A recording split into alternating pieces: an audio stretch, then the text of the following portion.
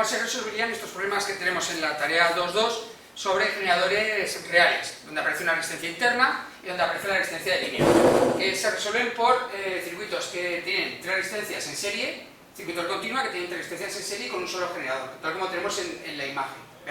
Lo primero que tenemos que tener en cuenta es que cuando tenemos elementos en serie, una de las características fundamentales es que por todos ellos va a ir la misma intensidad. O sea, la intensidad que va a dar el generador, está ahí, va a pasar por todos ellos.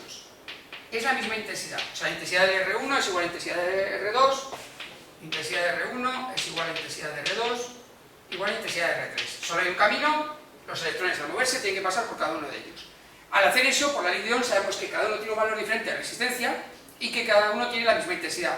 Pero ¿qué tensión tendrá? Tendrá una tensión que será proporcional a la resistencia e intensidad, con lo cual pueden ser valores diferentes.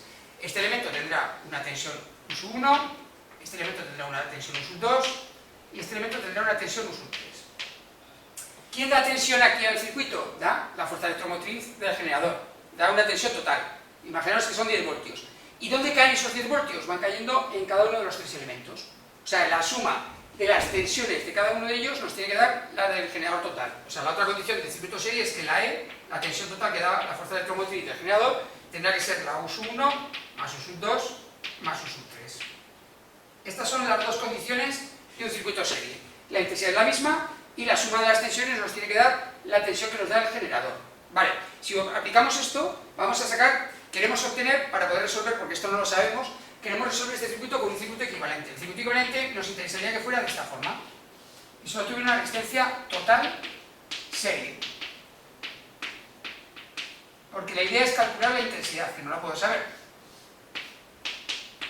Me gustaría tener este circuito. ¿Por qué? Porque aquí puedo aplicar la ley de Ohm, que la ley de Ohm solo se puede aplicar a un elemento, cuando los desconozco los demás. O sea, si yo no sé la intensidad de este circuito, yo no puedo aplicar, como tampoco sé las tensiones, no puedo aplicar la ley de Ohm. Pero en cambio en ese otro sí. Tiene que ser un circuito equivalente, que es imaginario, no existe, pero que se va a comportar igual que este otro. Eso es lo importante del circuito equivalente, que este se va a comportar igual que este. ¿De acuerdo? Es como si yo, para arrastrar una carreta, tuviera un caballo y lo arrastro a una determinada velocidad, pero quito el caballo y pongo a 4 personas y también lo arrastro a la misma velocidad. Son equivalentes el caballo y las 4 personas, pero no es el mismo, no es la misma situación de movimiento.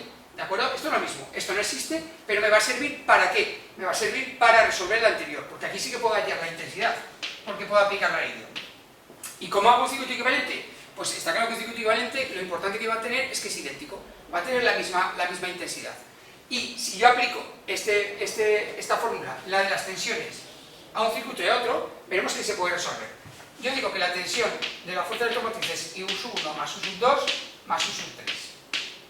Y vamos a resolver la E en el circuito equivalente y la U sub 1, U sub 2, U sub 3 en el circuito real. La E en el circuito equivalente, aplicando la ley de Ohm, sería la R total, serie,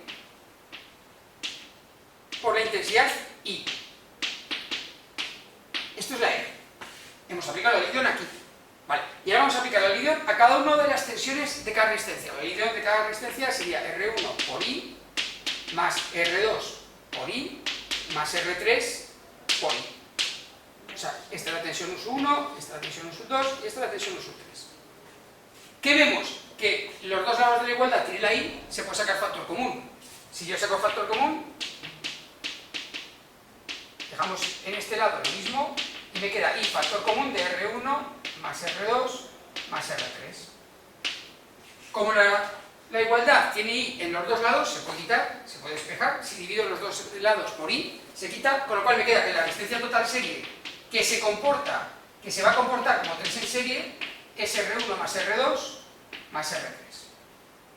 Esta es la equivalencia de resistencias serie, ¿vale?, que tenemos en este tipo de circuitos. O sea que si yo sumo las tres resistencias de este, se comporta como esta total.